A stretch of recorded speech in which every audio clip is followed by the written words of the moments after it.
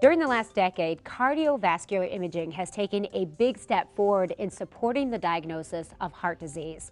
We're here with Dr. Franey to talk a little bit more about this type of imaging. Sure. So cardiovascular imaging is a very exciting field. We use it to take pictures of the heart in all different modalities, and it gives us a lot of different information about what might be going on with a patient's heart.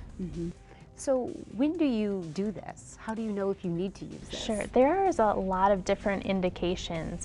Sometimes it can be if a patient is having symptoms such as chest pain or shortness of breath, their doctor might recommend a specific imaging study.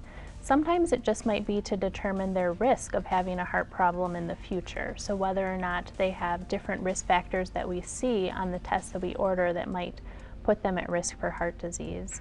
And oftentimes it can also help us with management too, determining whether they need another intervention or procedure in the future. As a patient, if you feel like you need this kind of test, what should you do, or what questions should you be asking? The best thing to always do is talk with your doctor. Make sure that you're telling them what symptoms you might be having. They are really your resource to decide what is the best test to order and what the next best step in your management should be. What are some of the next steps after this?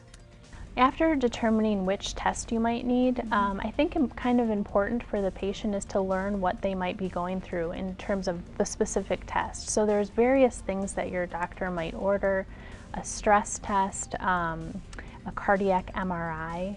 So determining what test might be ordered would help decide the next best step in management.